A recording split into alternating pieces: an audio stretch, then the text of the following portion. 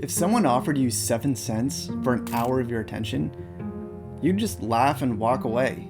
But that's basically the deal we're all making every time we open a feed. And here's the part that still surprises me. It's not 7 cents for an hour of joy. It's often 7 cents for an hour of being annoyed or bored or distracted and kind of low-grade stressed. Imagine this was a real offer. Hey, can I borrow an hour of your life? I'm going to fill it with ads, recycled junk, and arguments. You'll feel even a little worse after, and I'll give you 7 cents. You'd be like, hell no. But the sneaky part is it doesn't show up as like an offer. It shows up as just checking something or one quick scroll. With that lie we all tell ourselves, I'll stop in a second. And then it takes the hour away. Not with a gun, just with sheer convenience. So when you close that phone and you feel that kind of hollow feeling inside, like, what did I just do with my time? I don't think it's a personal failure. I think you're just in an environment that is built to win. And when you see it that way, you stop fighting yourself and you start changing how you're set up. Here's a normal scene. You open your phone to check one thing. Maybe like a coffee is brewing or a microwave is running. You're waiting for an Uber.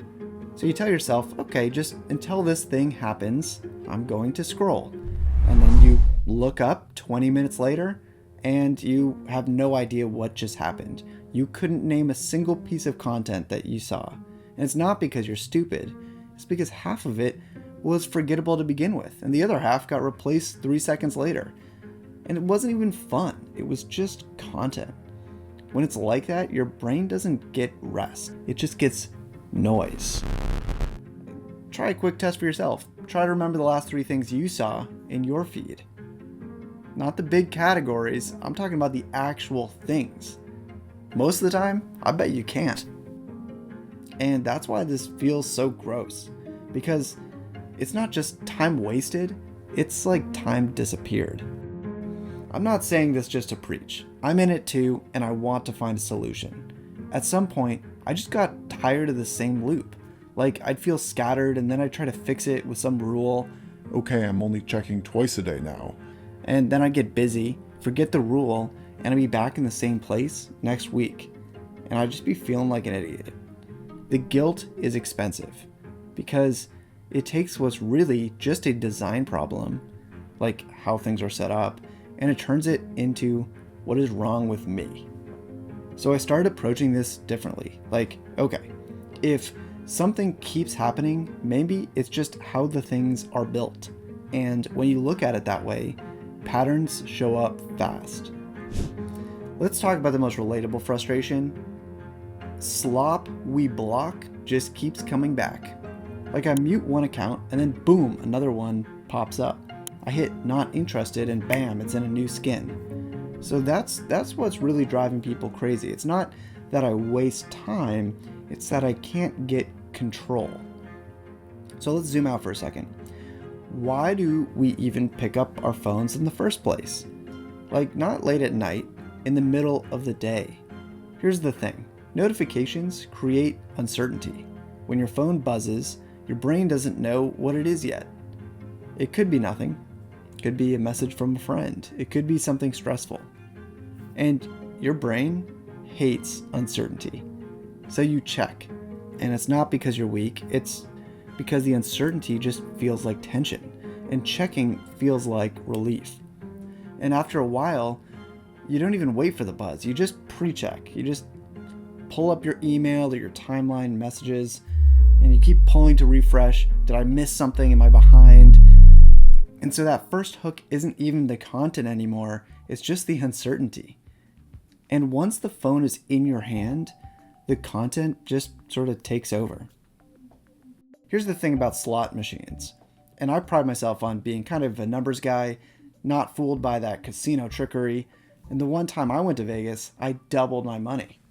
But not by going out all night or counting cards, but by walking in with a single nickel to spend. When the slot machine returned 2 nickels back, I walked out knowing I'd never beat those odds for the rest of my life. Yet, while I pride myself in resisting gambling, I let the same mechanism slip by me every day scrolling on feeds.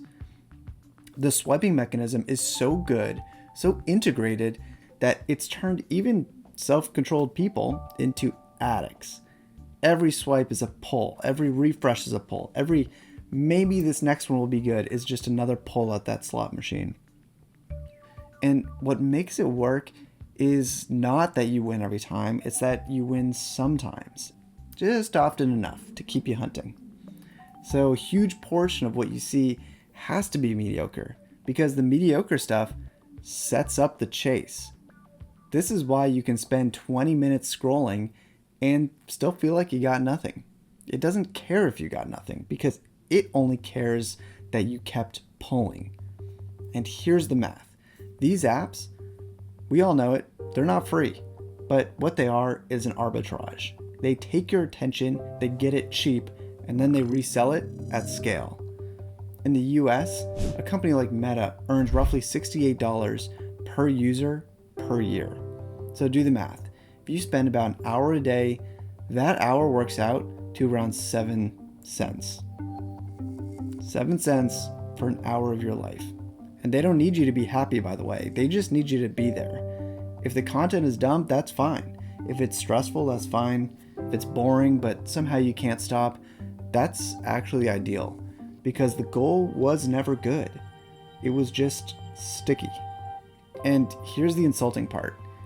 If you're worth 7 cents an hour to them, then they're gonna need volume. They need a lot of your hours. And we're not talking about your best hours here. We're just saying hours. So if you're just calm and satisfied, you leave. Annoyed but curious, you stay. Angry enough to comment, even better. That's the game. And I'm not bringing up money because I care about counting pennies. It's a dignity thing. I mean, think about what an hour of your life actually is. You could call your mom. You could finish that thing you've been putting off for 2 weeks. Hell, you could just sit there and be bored for a while. You'd probably come up with some good ideas. I could record this YouTube video. And they're saying, we can take that from you for 7 cents. Once you're being measured in revenue per user per hour, your well-being stops being the goal. Anger is keeping people online longer. A few years ago, we learned that Facebook is weighting angry reactions 5 times more than a simple like. So content that made people mad is getting pushed. Other platforms work similarly. On some sites, an argument or reply can be weighted 27 times more than a like. Sparking a fight is even more valuable than getting applause, because the fights generate clicks, and the clicks generate those 7 cents. And here's the problem. Anger doesn't stay on the screen. It leaks. You watch 5 minutes of rage bait, and you bring that energy into your day, into your relationships, into your body. And you open the phone up again because your brain wants relief. And the feed gives you more anger. The cycle just keeps getting tighter. And trust me, I've tried every tool in the book. Muting keywords, blacking out the feed, deleting the apps, screen time blockers, grayscale. Hell, even at one point, I literally tried to light $2 bills on fire every time I played a video game. But no matter what tool I was using, the addictive content just keeps coming back, either through some weird other pathway the algorithm finds, or just my own tendencies to find something else to scroll on. You see the same type of post from the same type of account over and over and over. And you know the accounts I mean. These are the ones that are just like screenshots of other people's tweets with a worse caption, or the wow accounts that post the same clip every 3 weeks, or outrage stuff. You've seen it 100 times, but it's got a new headline, so technically it's new. You block one account and then 2 more show up, or you curate for a week and then you get busy and the feed just snaps back. And that snapback, that's like the whole game. But here's what I realized. You can't win with willpower alone. You have to filter patterns, not posts. A similar thing, I think, happened with GPS. My father was a taxi driver in Boston. And you know what they found about taxi drivers? Their brains are literally different. The hippocampus, the part that does spatial memory, it's bigger. because they spend their whole lives building mental maps. Yet, even for my dad, navigating could be tricky sometimes. So he was pumped when he got that new Garmin GPS. You remember that one? He refused to drive anywhere until it was on and rolling. And it kind of seemed to the family like the moment he had that thing on, he stopped being able to get places on his own. We give him a hard time about it, yet I challenge any one of you drive across your town or your city without Google Maps. I just moved to a new city and I've relied on Google Maps probably too much. I have no sense of where anything is relative to anything else. So you gain convenience, but you definitely lose something. Direction maybe, or agency. Or just the feeling that you don't really know where you are. I think the feeds are the same thing, but instead of direction, it's intention.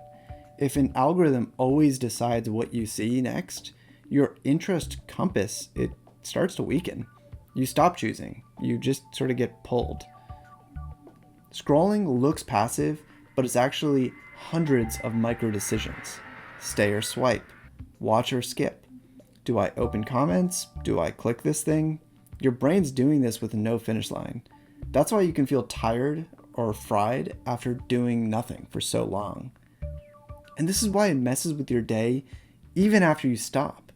Like, I'll do a quick scroll break, and then I'll come back to something real, back to work or a book or conversation, and my brain just feels kind of like jumpy, like it wants the next thing. That's attention residue. My brain was doing rapid context switching for 20 minutes, so deep focus doesn't just snap back instantly. So what's the alternative?